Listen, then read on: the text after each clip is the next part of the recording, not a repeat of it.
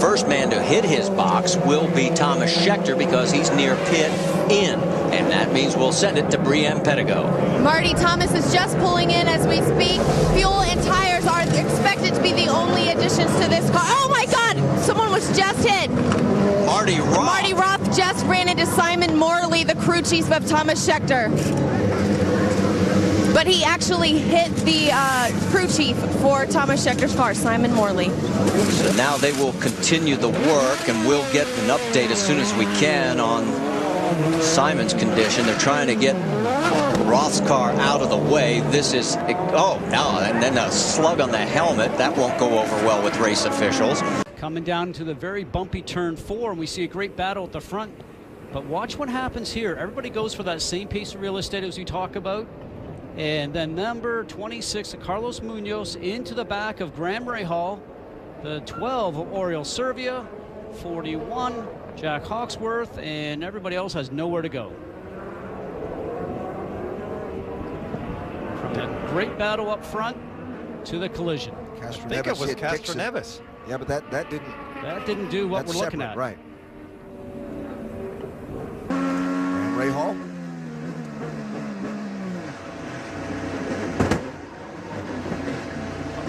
He just got creamed from behind. Just creamed. That wasn't even a bump. Yellow on the racetrack as we've had another crash. The cars involved Helio Castroneves for the 4th time this year, and neither car can come to a stop as they make contact again. And I'm still trying to figure out who that is in the other car. It's Vitor Mira? It is. It's Mira. The whole right side of the car, couldn't tell the paint scheme. It's all gone. We talked about the jockeying that was going on in this D-shaped oval out in the front section here. And right now, remember, he's got no voice. He might be yelling. Vitor can't hear him. Well, it's been a season that Helio Castroneves is going to want to forget. He has the 1 win back at St. Petersburg, but now 4 crashes. Milwaukee, Texas, Watkins Glen here. And he's just telling these guys, leave me alone. Just let me blow some steam. Of course, the rules require him to make the visit to the infield care center.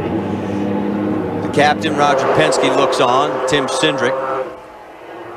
And there's Vitor. Vitor finished 2nd here last year. Thought maybe today might be his day, but now his 72nd career start will end with a DNF. Take a look at Helio's first 5 races and the next 6. You think about how strong he has been also this year, but you know, championships are won by consistency and speed. There's no doubt he's had the speed. Maybe not the consistency. This year will not be a championship year for Helio Castroneves. Look at the debris just by those cars impacting the wall. Now the marks behind the Honda safety truck tell the tale because they're in the middle of the road, and you can tell the 2 cars got together and then went directly up towards the wall, and then all the debris from the point of impact is strewn all over the road. Well, I don't think you need to wonder what he is saying. The frustration of an entire season is erupting. Problem is he still has to make the mandatory visit to the infield care center. And I'm sure they'll track him down. Oh, he just might walk there himself. There's no doubt about it. But when you think about this, I'd love to have him mic'd right now because he's always so animated anyways. And he right now he's probably going as hard as he can with his voice, but there's probably nothing coming out. Let's go back and take another look, see what happened. Here we go. Vitor Mira on the high side and Helio on the low side, and there they are. They just touched. Now, Helio looks like he just moved up the road just a small amount. There's the unusual line again. They come down here, then they move over. Yikes! Trouble again. Junqueira, the orange and white machine of Townsend Bell, and Tora Takagi went in 3 wide. Junqueira was trying to go around the outside. He's not impressed either. Look at this. He is not impressed. It doesn't matter if it's Portuguese or English. That is a common language. Junqueira was running in 6th behind his teammate. He is livid. Dixon, who was the 3rd driver going into the corner.